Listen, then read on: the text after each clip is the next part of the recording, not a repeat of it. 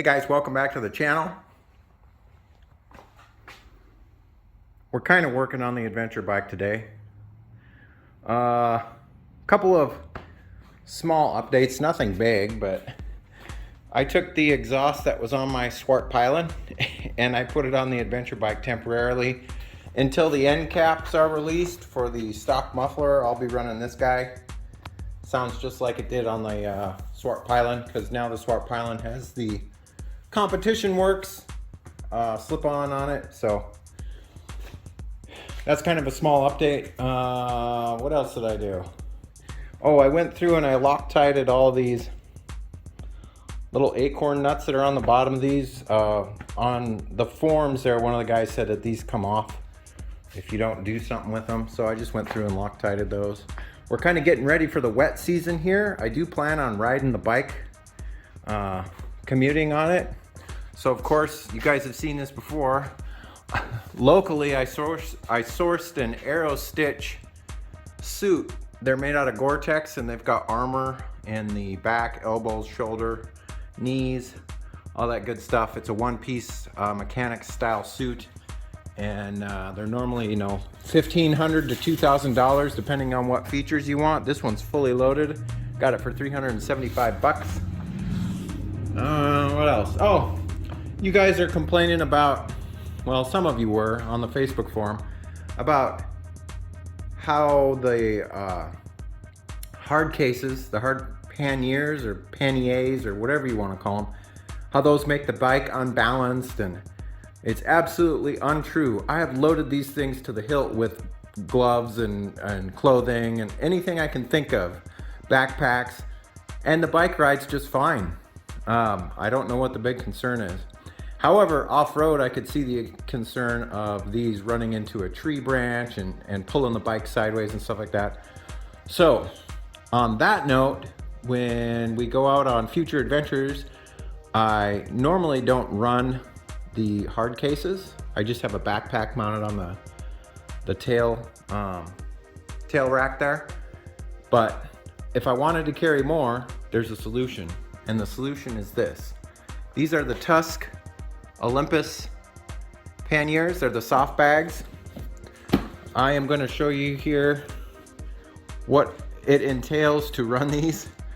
It's actually pretty simple, but it's a little bit time consuming, so let me show you. When you guys get these bags, they're going to come just like this, just like they're sitting. Aside from this part, you have to take the mounting plates and run a handful of bolts through the back and then align these to your rack that you have. So switching these on and off the bike is not time consuming at all. I'm going to show you how here in a minute. But yeah, these are really nice. I got a great deal on these. I will leave a link in the description. I'm not sure if they have any more. They were about 350 bucks a ship for the pair with the Tusk pannier rack plates. And they come with these waterproof bladders that go inside, so you can put all your gear inside this. And then this goes inside here. And then you've got all kinds of fun waterproof stuff. You can also carry fuel jugs or water jugs in both of these pockets. They've got a big reflector on the back. They're really nice. High-end quality, tons of buckles and straps. Should last quite a while. So I'm going to show you guys how simple it is to swap these from the hard cases to the soft panniers or panniers, however you want to call it.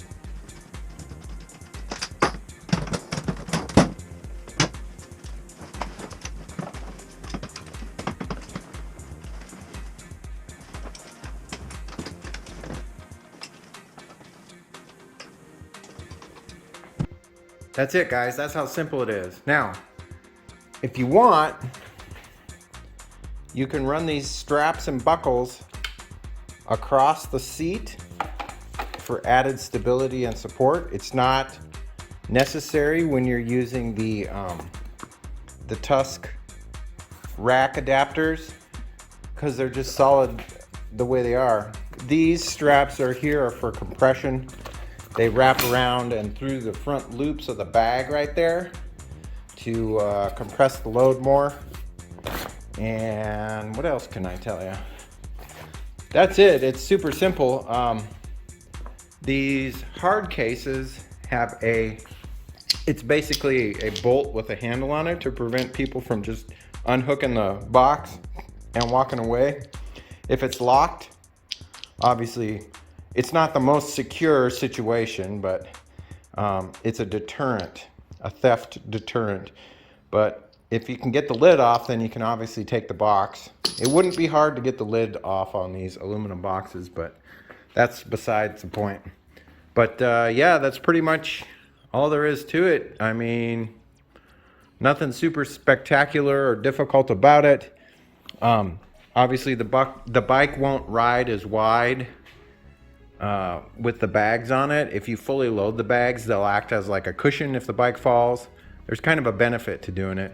Whereas these have better slide ability. Those have more of a cushion. Off-road, if you like lay your bike down on some rocks or maybe a bush or a tree or something. Anyhow, pretty simple video. I just wanted to get you guys kind of caught up on the 390 and where we're at. I am waiting for a bunch of parts to be released for this bike, so I can't continue the build until those are released. There are a couple small things coming, like I managed to find an ergo pillion that matches this ergo main driver's seat. I think that's going to be here today. That's nothing super spectacular or big. I'll include it in a future video mixed in with something else. Also waiting on the center stands to get out of production and the engine crash guards to get out of production. Along with that, there's going to be auxiliary lighting. What else? Oh, we're waiting for the end caps for the stock exhaust so I can modify that and get that back on the bike. Although I really do like that exhaust for whatever reason. It's like the cheapest thing I bought for any of these bikes and I really like it. But yeah, but other than that, I don't think there's going to be much else in today's video, guys. It's just something I wanted to get you caught up on, and you guys were just hemming and hawing over these hard boxes and stuff. It's not a big deal. They come right off. You can ride without them. You can ride with them. I have them on there for my commute. If it rains out, I have like extra gear in there so I can swap out jackets or rain gear or, you know, whatever needs to happen to make me more comfortable on my ride.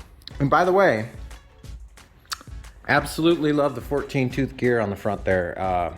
If you guys haven't done that mod yet, look at a previous video that I did for the 390. It's totally worth it to get that gear in there. It's just a slight bit of difference, but it's enough to make the ride much more enjoyable, especially if you're going into wind or you're on hills or you're out in the forest and you need to go at a slower speed and make the bike crawl a little bit better. Totally worthwhile. Anyhow, other than that, I hope you guys are staying safe, taking care of each other, and as always, I will catch you next time. See you later. Bye-bye.